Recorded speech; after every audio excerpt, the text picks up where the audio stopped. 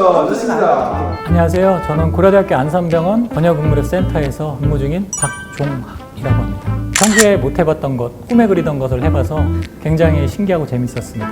나름 또 즐기는 것도 있는 것 같습니다.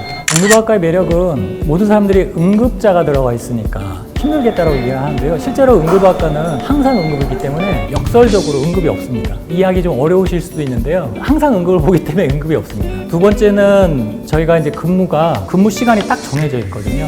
예를 들어서 12시간 근무를 한다. 그 12시간 근무 동안만 환자를 보게 되고 그 이후에는 어쨌든 연구를 하든 휴식을 취하든 일하는 시간과 또 다른 시간이 명확히 구분되어 있습니다. 굉장히 큰 장점이고요. 매우 매력적인 거라고 할 수 있겠습니다. 나 때는 말이야 뭐 이렇게 해서 시작을 할 수밖에 없는데 제가 수련 받을 때는 상황이 그렇게 좋지는 않았습니다. 이게 전공의가 워낙 없었기 때문에 안산병원, 안암병원, 구로병원 이렇게 다 합쳐서 제 동기가 딱 2명이 있었습니다. 워낙 전공의가 적다 보니까 근무 강도는 굉장히 셌었습니다. 그 당시에 24시간 근무를 했었고요. 그러니까 24시간 근무 쓰고 그 다음날 오프하고 그냥 그게 연속이었거든요. 물론 그게 다른 수련이라고 생각하진 않아요. 제가 지금 이 자리에 있을 수 있는 그런 의학적 지식의 많은 토대들이 그 수련 과정을 통해서 사실 얻게 된 거거든요. 힘들었어요. 근데 살고 싶었어요. 그리고 환자들한테 최상의 진료를 해주고 싶었어요. 그러다 보니까 공부를 시키지 않아도 했거든요. 최신 의학전을 찾아보고 치료하는 방법 찾아보고 아무도 시키지 않았지만 스스로 했었거든요. 그것들이 사실은 전공의 4년 동안 이어져 왔었고 좋은 의사가 될 수 있는 밑거름이 됐다 이렇게 생각을 합니다. 물론 앞으로 전공의가 되실 분들 그렇게 하라는 얘기는 아닙니다. 좀 필요하지 않을까라는 생각을 갖고 있습니다만 시대의 흐름에 맞게 변화를 많이 가지려고 합니다. 응급학과 의사로서가 아니라 의사라면 당연히 친절한 것도 중요해요. 저는 개인적으로 의사로서 가장 가져야 되는 덕목은 의학적 지식, 능력, 스킬이라고 생각을 하거든요. 그 다음에 환자들한테 친절하고 공감해 줄 수 있는 그런 의사. 그게 필요하다고 생각을 합니다. 응급학과 의사로서 가져야 되는 능력은 응급실이라는 공간이 준비되지 않은 환자들이거든요. 그러다 보니까 환자를 보는 센스가 좀 있어야 됩니다. 응급학과 의사들은 딱 들어올 때 알잖아요. 이 환자가 뭘로 왔고, 이 환자는 집에 가겠구나. 이 환자는 무조건 입원할 거야. 경험이 쌓이다 보면 그게 보입니다. 약간 점쟁이 같은, 반점쟁이 같은 그런 게 좀 있거든요. 두 번째는 좀 결단력이라고 할 수 있겠습니다. 왜냐하면 환자들을 결정을 내려줘야 됩니다. 응급실이란 공간이 2-3시간 안에는 이 환자가 퇴원을 할지, 입원을 해야 되는지, 아니면 우리 병원은 소화가 안 되니까 전원을 보내야 됩니다. 이런 것들을 정말 짧은 시간 안에 결정을 내려줘야 됩니다. 명확한 결단력이 필요하죠. 그런 것들이 응급학과 의사로서 좀 필요한 자질이 아닐까. 남들 많이 하는 러닝 열풍이잖아요. 네, 러닝 조깅을 하고 있습니다. 전공의 때는 아까도 말씀드렸듯이 24시간 근무 쓰고 오프하고 24시간 근무 쓰고 오프 이게 젊으니까 가능했었는데요. 저도 어느덧 나이를 먹다 보니까 체력적인 한계에 좀 부딪히고 안 좋아질 수도 있겠다는 생각이 들어서 러닝을 조금 더 하게 됐고요. 살기 위해서 뛰기 시작했습니다.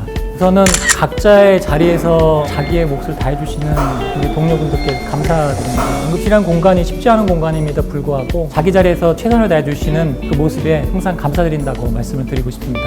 이런 멋진 자리 만들어주셔서 감사하고요. 고려대학교 안산병원의 발전을 위해서 격려와 관심 부탁드리겠습니다. 감사합니다. 안녕하세요. 저는 고려대학교 안산병원 권역응급의료센터에서 일하고 있는 이수교라고 합니다. 대학병원에서 근무를 하시면 기본적으로 환자 진료, 그다음에 교육, 연구, 행정 이제 이런 일들을 다 하시게 될 텐데 저도 마찬가지로 그렇게 여러 가지 일들을 맡고 있고 이제 안산 소방서 구급지도의사를 맡고 있어서 119 구급대원들 교육도 같이 진행을 하고 있습니다. 응급학과를 선택한 거는 성격이 되게 급하고 눈앞에서 환자가 실시간으로 좀 좋아지는 모습을 봐야지 보람도 느끼고 이제 이러는 타입이어서 만성질환을 갖고 계신 분들이나 암 환자나 이런 분들을 진료하는 것도 굉장히 보람되겠지만 응급한 분들, 급성기 질환을 갖고 계신 분들 이런 분들을 진료하는 게 저한테는 큰 재미가 있고 큰 보람이 돼서 응급학과를 선택을 하게 됐습니다.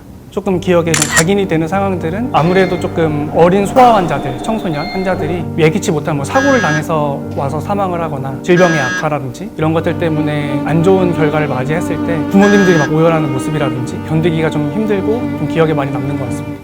환자를 생각하는 마음이나 이런 것도 굉장히 중요하고 기본적인 어떤 지식이나 스킬 이런 것들 당연히 다 중요한데 좀 제 입장에서 좀 이야기를 풀어서 해보면요. 사명감 굉장히 중요하긴 하지만 사명감이라고 이야기하면 굉장히 무겁잖아요. 내가 이 일을 평생 해야 되는데 평생 사명감에 짓눌려서 이 일을 하는 거는 너무 지치고 어려운 일이거든요. 저는 좀 비유가 부적절할 수도 있는데 중환자를 소생시켜서 생존을 시키는 이제 이런 일을 게임에 좀 저는 비유를 해서 많이 설명을 하거든요. 난이도 있는 게임이어야지 사실 재미가 있는 거거든요. 이걸 게임처럼 즐길 수 있는 사람이 좀 응급학과를 하기에 적합한 사람이다. 일희일비하지 않고 밤새서 할 수도 있어야 되고 그걸 또 즐길 수 있어야 되는 이제 이러한 요소들이 좀 응급학과의 중요한 요소가 아닐까 이렇게 생각합니다.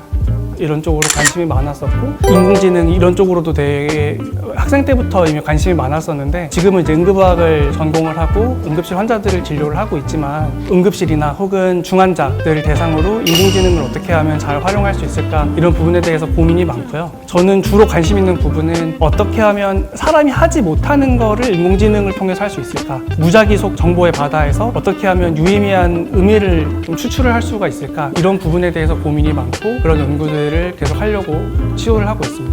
평소에 그런 데는 별로 관심이 없어서 청바지에 후드티 입고 돌아다니고 뭐 이렇게 이제 답변을 드렸었는데 앞으로 잘 입고 다녀야겠다 뭐 이런 생각도 많이 하게 되는 하루였습니다. 각자의 자리에서 많은 역할을 해주셔서 너무 감사하다는 말씀 드리고요.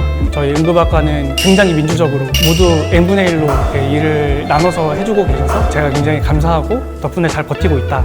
평생 잊지 않고 앞으로도 열심히 일하겠다 이렇게 말씀드리면서 마무리하도록 하겠습니다.